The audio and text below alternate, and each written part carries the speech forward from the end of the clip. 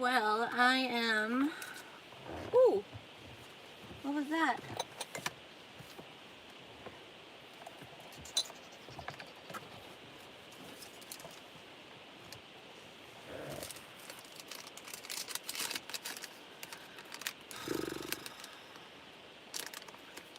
I'm Aphrodite with Starfire. Welcome to my channel. There's nobody here yet. That's okay. Oh, this is a receipt from Walmart. And then, look, the total was $31.31. And my change was $369 for Tesla. Hey, two people. Alright, so this book is way overdue. And I left it in Betty the Bimbo Bread Truck. And I'm going to read to you guys one last time from this book before I return it to the library. Look at this picture.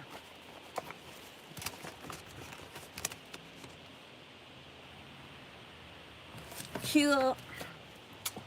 Hi, Ginger. Thanks for joining. So I was flipping through this book. Ooh, look at this one. It's Yemanja, Pregnant with All the Rivers. This one's pretty cool. Look, she's blinded. She's pregnant with all the rivers.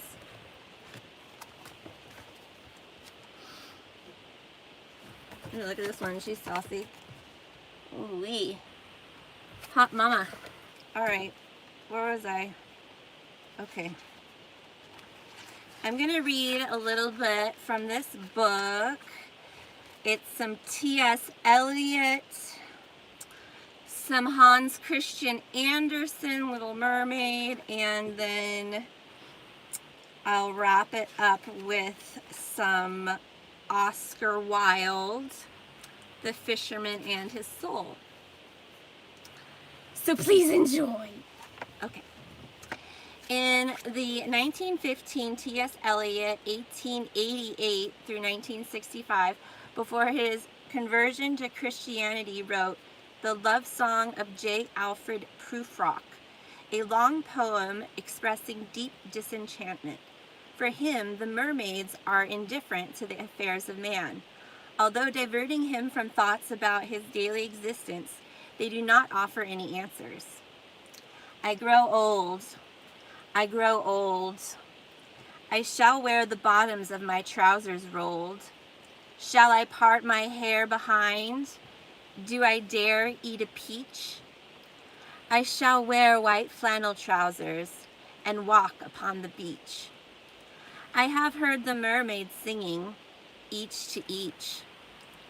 I do not think that they will sing to me. I have seen them riding seaward on the waves, combing the white hair of the waves blown back, when the wind blows the water white and black. We have lingered in the chambers of the sea, by sea girls wreathed with seaweed red and brown, till human voices wake us, and we drown. The most famous siren of all is unquestionably the Little Mermaid of Hans Christian Andersen, 1805 to 1875. The story told by the Danish writer offers the unusual occasion of following a siren from infancy to adolescence. Fair, blonde, and blue-eyed, like all sea folk, she spends her life in the underwater depths, and as her father is a king, her home is in a crystal palace. Entranced by her grandmother's tales of the world beyond the sea, she is amazed that on land flowers emit perfume, that the woods are green, and that the fish, hopping on the branches, know how to sing. She can hardly wait for her 15th birthday, when she'll be permitted to rise above the surface of the sea. When that day finally arrives, her grandmother places a garland of pearl lilies on her head and, as a symbol of her rank, attaches 8 large oysters onto her tail. They hurt, but if one is to be beautiful, it is sometimes necessary to suffer. Interesting how at 15 years old she's supposed to emerge from the sea, and this information's coming from her grandmother. It's kind of like a an allegory of going from puberty into adolescence through menstruation. Like the waters are the waters of creation, like the menstrual blood, and like going underwater to on land is like also an evolution of consciousness from your unconscious to conscious state, like a rite of passage. Meanwhile, on a boat, a party is in progress with music and fireworks. It is the birthday of a young black-eyed prince. The boat sinks, and the little mermaid saves the unconscious prince. I just said that. Thus, the prince does not know that it was the little mermaid who saved his life. So the prince is unconscious when he enters the sea where the little mermaid is, because the sea represents your unconscious or subconscious desires. She returns to the bottom of the sea, her sadness increasing daily because she has fallen in love. She embraces the sunken marble statue that resembles him, overcome with love and nostalgia. She then learns something fundamental from her grandmother that will lead her eventually to negate her own species. She learns about immortal souls. Do men, when they are not drowned, live forever? She asked one day. Do they not die as we do, who live at the bottom of the sea? Yes, was the grandmother's reply. They must die like us, and their life is much shorter than ours. We live to the age of 300 years, but when we die, we become foam on the sea, and are not allowed to even to share a grave among those that are dear to us. We have no immortal souls. We can never live again, and are like the green rushes which when once cut down are withered forever. Human beings, on the contrary, have souls that continue to live when their bodies become dust.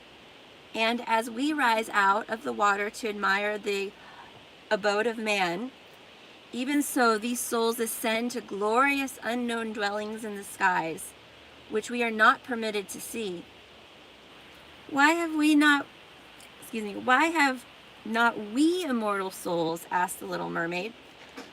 I would willingly give up my 300 years to be a human being for only one day, thus to become entitled to that heavenly world above. You must not think of that, answered her grandmother. It is much better as it is. We live longer and are far happier than the human beings.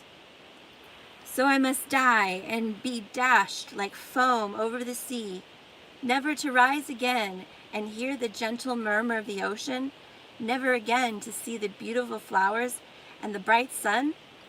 Tell me, dear grandmother, are there no means by which I may obtain an immortal soul? No, replied the old lady. It is true that if thou couldst so win the affections of a human being as to become dearer to him than either father or mother, if he loved thee with all his heart and promised whilst the priest joined his hands with thine to be always faithful to thee, then his soul would flow into thine, and thou wouldst become partaker of human bliss. But that can't never be. For what in our eyes is the most beautiful part of our body, the tail, the inhabitants of the earth think hideous. They cannot bear it. To appear handsome to them, the body must have 2 clumsy props, which they call legs. Here's an illustration by Harry Clark of Encounter with the Witch in The Little Mermaid, 1916.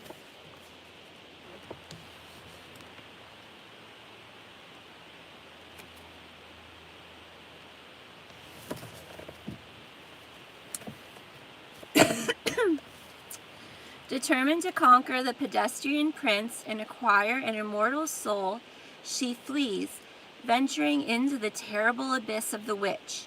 She glides past repugnant octopi holding human remains, and even the body of a little mermaid in their tentacles. She sees chests, sunken ships, and piles of bones that form the walls of the witch's house, whose floor is crawling with snakes. There she makes a pact with the witch. She will give her melodious voice in exchange for a filter to transform her beautiful fishtail into a pair of woman's legs. She drinks the filter. It's spelled, I've never seen this word before. It's spelled Philter. Like I would say you would pronounce it filter. So instead of the F, there's a PH. I'll have to look that up. I guess it's a potion, maybe? She drinks the filter on the steps of the prince's palace and falls down in a swoon. When the sun rose, she awoke and felt a burning pain in all her limbs. But she saw standing close to her the object of her love, the handsome young prince, whose coal-black eyes were fixed inquiringly upon her.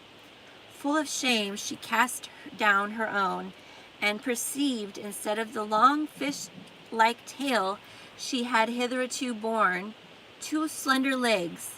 But she was quite naked, and tried in vain to cover herself with her long thick hair.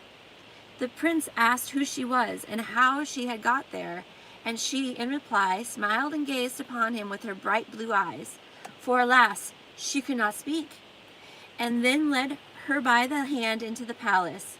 She found that the witch had told her true. She felt as though she were walking on the edges of sharp swords, but she bore the pain willingly. On she passed, light as a zephyr, and all who saw her wondered at her light undulating movements.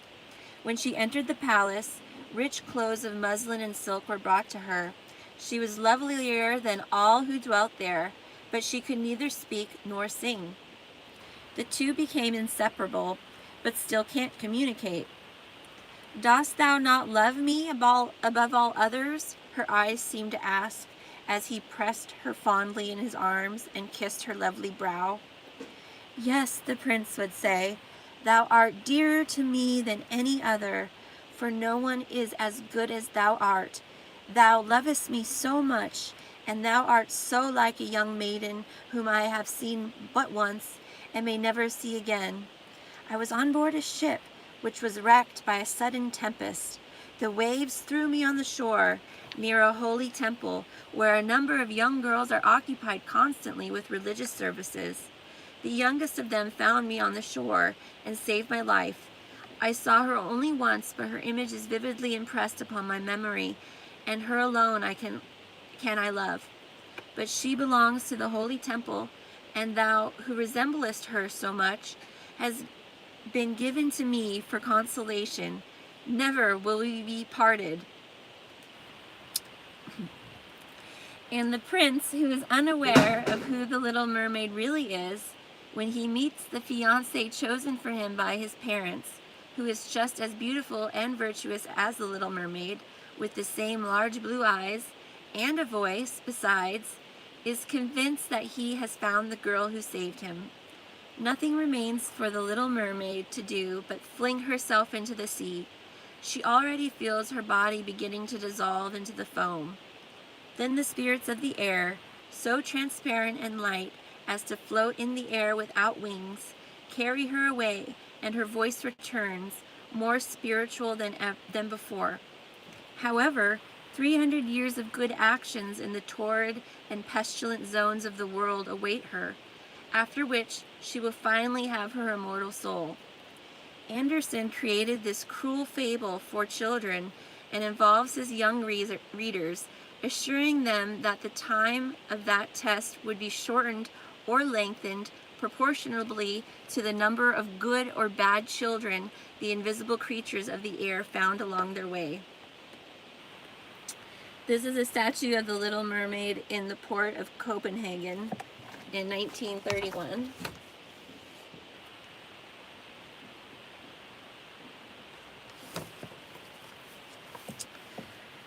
Oscar Wilde, 1954 to 1900, Oscar Wilde, 1854 to 1900, wrote a sentimental tale entitled The Fisherman and His Soul, in which a fisherman puts back into the sea a mermaid with amethyst-colored eyes who had become tangled in his net, and she, grateful, returns at his call to sing him marvelous songs about the world under the sea. Yet he is not content with this. He wants her love as well. To obtain it, he must reject his human soul and cut off the shadow of his body projected on the moon. The exiled soul returns every year to the shore to tempt him to reunite with it, but the fisherman refuses every time, responding, "Love is better than the things you offer me, and the little mermaid loves me." The third year, the soul succeeds in separating him from his sea love. Too late, he realizes his error and returns to the shore to call for her. And the black waves came hurrying to the shore, bearing with them a burden that was whiter than silver. White as the surf it was, and like a flower it tossed on the waves. And the surf took it from the waves, and the foam took it from the surf, and the shore received it, and lying at his feet, the young fisherman saw the body of the little mermaid. Dead at his feet it was lying. Weeping as one smitten with pain, he flung himself down beside it, and he kissed the cold red of the mouth, and toyed with the wet amber of the hair. He flung himself down beside it on the sand, weeping as one trembling with joy, and in his brown arms he held it to his breast. Cold were the lips, yet he kissed them. Salt was the honey of the hair, yet he tasted it with a bitter joy. He kissed the closed eyelids, and the wild spray that lay upon their cups was less than salt than his tears. "Flee away," said his soul, "for ever doth the sea come nigher, and if thou tarriest, it will slay thee. Flee away, for I am afraid, seeing that thy heart is closed against me by reason of the greatest of thy love. Flee away to a place of safety. Surely thou would not send me without a heart into another world." But the young fisherman listened not to his soul, but called on the little mermaid and said, "Love is better than wisdom, and more precious than riches, and the fairer than the feet of the daughters of men. The fires cannot destroy it, nor can the waters quench it. I called thee at dawn, and thou didst come to my call. The moon heard thy name, yet hadst thou no heed of me? For evilly I had left thee, and to my own hurt I had wandered away. Yet ever did thy love abide with me, and ever was it strong, nor did aught prevail against it, though I have looked upon evil and looked upon good. And now thou art dead. Surely I will die with thee also." This is The Fisherman and His Soul, 1904.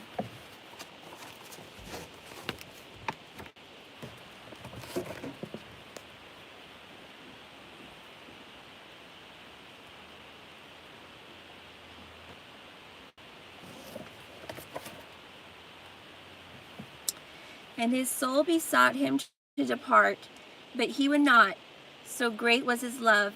And the sea came nearer, and sought to cover him with its waves. And when he knew that the end was at hand, he kissed with mad lips the cold lips of the mermaid, and the heart that was within him brake. And as through the fullness of his love his heart did break, the soul found an entrance, and entered in, and was one with him even as before. And the sea covered the young fisherman with its waves. To complete the character of the physician and creator of monsters in Dr. Moreau, H.G. Wells, 1866 to 1946, used erudite illustrations of bird sirens. A later work, the novel The Sea Lady, touches the rich narratological vein of a mermaid who enters the life of a family with the tumultuous consequences that follow, told with the lightest sense of humor. The narrator writes, "Such previous landings of mermaids as have left a record have all a flavor of doubt. Even the very circumstantial account of that Bruges sea lady, who was so clever at fancy work, gives occasion to the skeptic. I must confess that I was absolutely incredulous of such things until a year ago. But now, face to face with indisputable facts in my own immediate neighborhood and with my own second cousin, Melville, of Seaton Carew, as the chief witness to the story, I see these old legends in a very different light. During the family's seaside vacations, the mermaid pretends to drown, hoping to be saved and to enter into contact with the man she has chosen. Gradually, the entire family and their guests are forced to change their opinions on the mermaids. For example, they learn that the type of literature appreciated in the underwater abyss is cheap, modern novels, read while swaying on seaweed hammocks under the light provided by phosphorescent fish. This reading matter obviously predisposes them to approach social problems with a certain frivolity and to subordinate common sense and good intentions to passion. In her lodgings, the mermaid makes acquaintances among her host's friends. The ladies would like to know more about her, specifically how sea folk reproduce, but they do not dare ask her directly, and the mermaid does not understand their beating around the bush. I can't see it, one of the ladies said, with a gesture that asked for sympathy. One wants to see it. One wants to be it. One needs to be born a merchild. A merchild? Asked the sea lady. Yes, don't you call your little ones? What little ones? Asked the sea lady. She regarded them for a moment with a frank wonder, the undying wonder of the immortals, at that perpetual decay and death and replacement, which is the gist of human life. Eventually, the young man in the family falls in love with the mermaid, and at the novel's end, he gives up his promising career and his fiancée and disappears into the moonlit waters with her. The porter is the last to see them. He was difficult to follow in his description of the sea lady. She wore her wrap, it seems, and she was like a statue, whatever he may have meant by that. Certainly not that she was impassive. Only, said the porter, she was alive. One arm was bare, I know, and her hair was down, a tossing mass of gold. He looked, like a man who screwed himself up. She had one hand holding his hair, yes, holding his hair with her fingers in among it. And when she sees my face, she threw her head back, laughing at me, as much as to say, got him.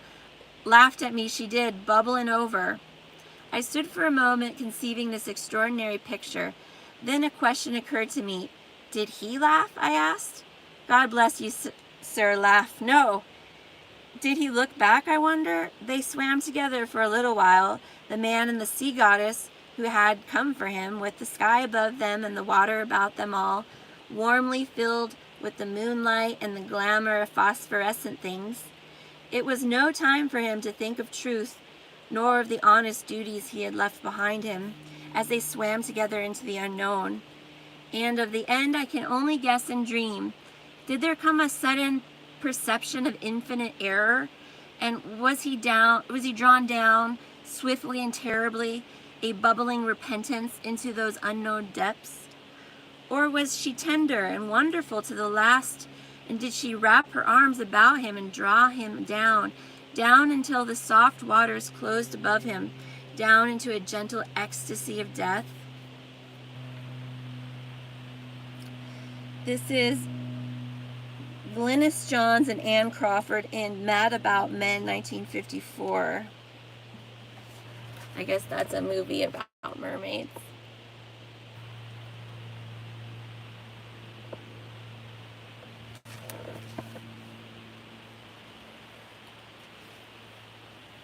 This is Max Klinger, Triton and Nereid, 1895.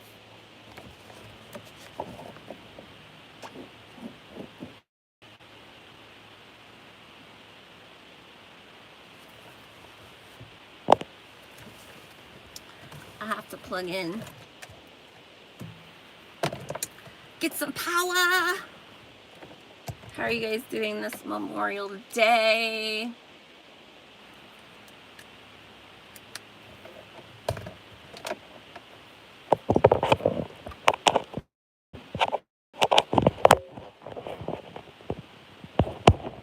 Bonjour! Hey everybody. What's up? Alright, let's see if I can teeter this back here. Cool. In Oriental Tales, Marguerite Yourcenar, 1903 to 1987, traces out the portrait of the man who loved the Nereids, starting from a belief that still survives in Greece. Burned by the sun, barefoot, his clothes faded and worn, his right hand permanently extended in a gesture of begging. Panagotis